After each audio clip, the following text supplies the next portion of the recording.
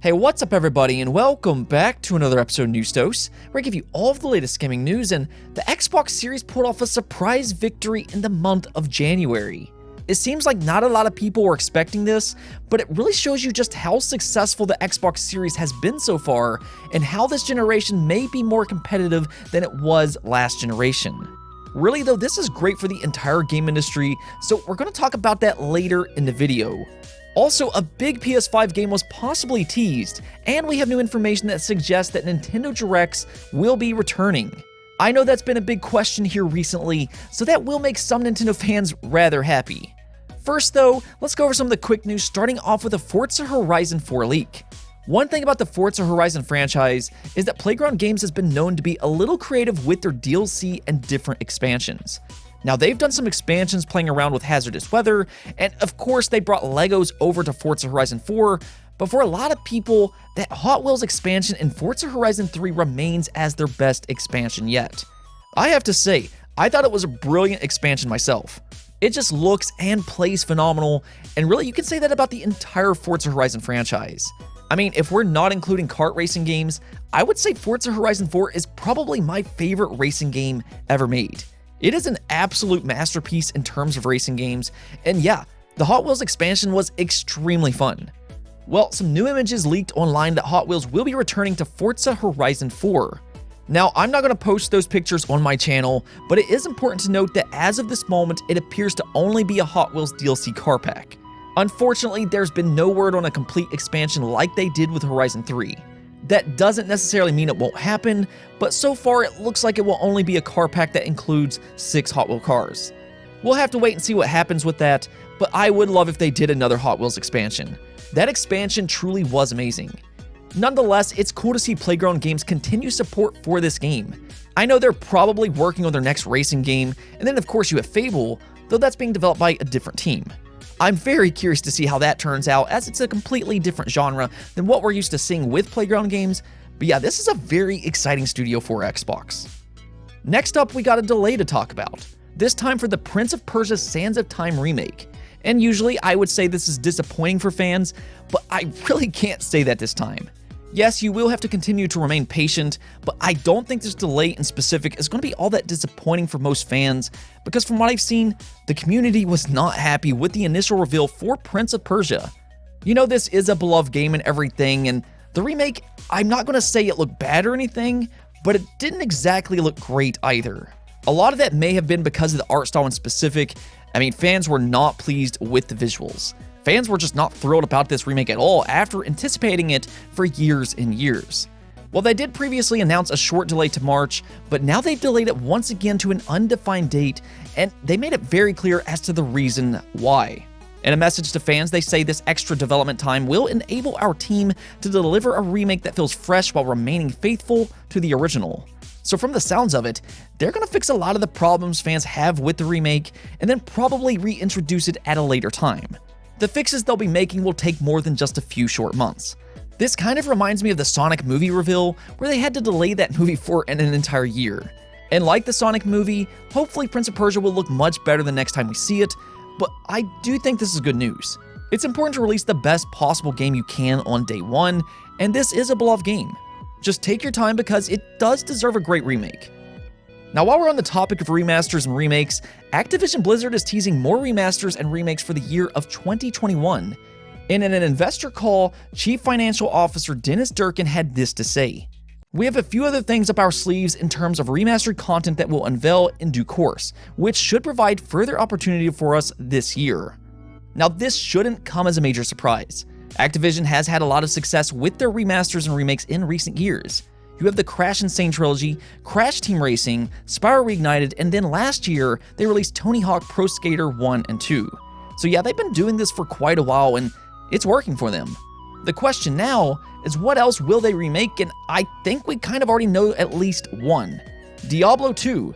Dating all the way back to early 2020, there has been some rumors that Vicarious Visions has been secretly working on a Diablo 2 remake.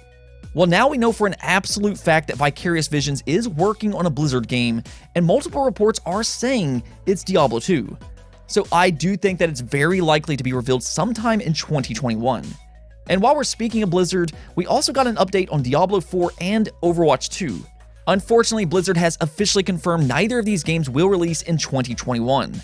I don't think this is a big surprise or anything, though I know the Overwatch community will be a little disappointed by this news. Blizzard is no longer adding in new heroes until the release of Overwatch 2, so it will be at least another year before Overwatch gets another hero. For me though, I'm super excited for Overwatch 2. This is one of my favorite games, so I really want to see what all they do with Overwatch 2. But there you have it. Activision will have some more remasters in 2021, though unfortunately Blizzard will not be releasing Diablo 4 or Overwatch 2. Moving on, there's been a lot of speculation as to what Nintendo's future plans are with Nintendo Directs. In the past, this has been a great way for Nintendo to communicate with fans and talk about future games coming out that year. The thing is, Nintendo hasn't really released a full Nintendo Direct since September of 2019. Yeah, it's been a long time, and instead of doing Nintendo Directs, they've released random trailers throughout 2020.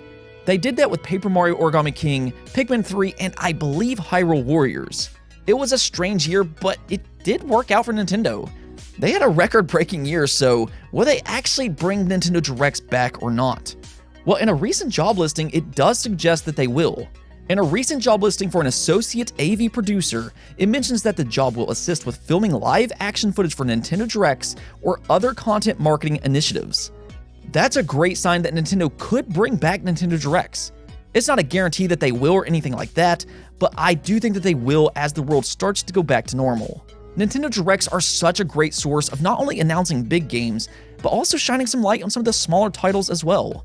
I do think that's important to keep in mind. It'll be interesting to see what Nintendo does this year though. After new Pokemon Snap releases at the end of April, there is a big mystery for the rest of the year. I would expect Breath of the Wild 2 to release during the holiday season, and maybe that Pokemon Diamond and Pearl remake if the leaks are true. I'm really curious to see if they have any other surprises though. I still think that there is a strong possibility that we get a new 2D Metroid from Mercury Steam sometime this year. It is the 35th anniversary for Metroid, and that would be the perfect release.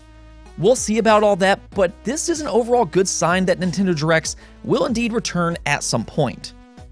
Let's talk about the PS5 though, because one rumor that just will not die is that a new Silent Hill game is in development exclusively for the PS5. It's believed that PlayStation went to Konami and worked out some kind of deal to where they could develop a new Silent Hill game. This has been a big rumor for quite a while, and there are some credible insiders backing this information. There was also a manga artist that teased that he was working on Silent Hill. So there's a lot of moving parts to this rumor, but with every game event, it's not there. I mean, there's a lot of smoke with this rumor, but is there actually any truth to this, or is it just all fabricated? Well, I can't exactly confirm that, but the rumors are back once again, and this time it's because the Silent Hill composer Akira Yamaoka has said his new project is the one you've been hoping to hear about, and it will be revealed around summer. I mean, with all of the rumors going around, the very obvious answer to this tease would be Silent Hill. Now, to be fair, he has worked on other games, but looking through his work, nothing really stood out to me as much as Silent Hill. He did work on The Medium, and then there was also No More Heroes. Those are popular as well, but The Medium just released, and they're not going to announce a sequel anytime soon. Now, No More Heroes 3 does come out sometime this year, but technically, that's already been revealed. I don't know, it just seems like more and more rumors keep popping up with Silent Hill. I certainly hope it's true for you Silent Hill fans out there. I know it was extremely disappointing when Konami unfortunately canceled PT. That was a great demo developed by Hideo Kojima, and it just sadly never came out. That will remain one of the most devastating canceled games for a very long time. I would have liked to have seen what Hideo Kojima could have done with that, but if PlayStation is working on a new Silent Hill game, that already is very promising. PlayStation generally does a great job developing games. I think because PlayStation is attached to this rumor, it makes it even more exciting than if it was just Konami. I think gamers have lost a lot of trust in Konami, and PlayStation is pretty much the exact opposite. Again, none of this is actually confirmed though, but let me know in the comments below. Do you think a new Silent Hill game exists, or do you think it's rumors just getting out of control by this point? Also, I got some great news for the Xbox Series, and actually I would say this is great news for the entire industry. I'll kind of explain why here in just a moment, but the Xbox Series pulled off a surprise victory in the UK last month. Yes, the Xbox Series was the best-selling console in the month of January over in the UK. Now, this is the second biggest region for Xbox, so this is a very important region for Xbox to do well in, so that's a great early sign for the Xbox Series. The thing is, and I've said this several times, whoever sells the most doesn't really mean a ton early on because it's all about stock, not demand. It seems like both the PS5 and Xbox Series will sell pretty much immediately everywhere, so whoever produces the most consoles will win in a single month. So no, I don't think it's a big surprise that Xbox Series outsold the PS5 in the UK last month. The bigger surprise is that it outsold the Nintendo Switch. That thing is an absolute beast, but from what I've been hearing, it's also been very difficult finding a Switch over in the UK. I guess the Switch might be running into some stock issues there as well, which is kind of crazy considering it's in its 4th year. That thing really is a beast. Here's the cool thing though. In the last 3 months, the UK has had a different console as a winner in each month. In November, the PS5 sold the most. December was the Nintendo Switch, and now in January is the Xbox Series. That's incredible, and it's also very telling. This means all 3 are in a healthy position and are selling well. So that's fantastic news, and also a great sign early on that all 3 devices are in demand. See, it's important to have healthy competition because competition breeds excellence. I truly do believe that, and I've lived by that my entire life. It's still early in the generation though, so this may change in the future, but it is a good early sign. Another thing this tells you though is that Xbox is trying hard to produce as many consoles as they can for that specific region. Nonetheless, big congrats to Xbox, and for that matter, all 3. I find this to be great news to see all 3 be a victor in the last 3 months. On to our last topic of the day though, the poll of the day. Now, you all really surprised me this time because I asked you all, does overall scores on Metacritic have a major impact on what games you decide to play? I was expecting this to be much closer than what it was, but 76% of you said no, overall scores is not the be-all, end-all. I'm actually very relieved to see you all feel this way because I completely agree.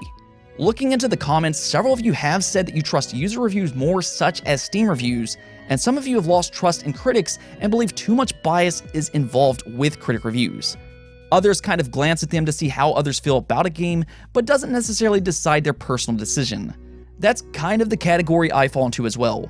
I do like to see a game's overall score, but some reviews just completely baffle me, and it's kind of why I wanted to ask this question today. There's been some talk about the medium here recently, and now Destruction All-Stars. Neither of those games exactly got stellar reviews, and while I still haven't played Destruction All-Stars, I do think the medium is excellent. The story in that game is just so good. It's a little slower paced and kind of more in line with something like Firewatch, but yeah, I don't agree with its reviews, that's for sure. I've also noticed certain genres seem to not be as loved by critics as others. I think Metacritic can be useful, but at the end of the day, the amount of fun that you have is not tied to an overall score. In fact, there's been plenty of games that's reviewed well that I just don't like, and plenty that hasn't that I love. So yeah, just enjoy the games that you like and don't worry about everybody else's opinion. Anyways though, that's it for this episode, but if you liked the video, don't forget the bell notification and subscribe button for more content just like this. Also, if you'd like to support the channel through Patreon, thank you for making this content possible. Peace out.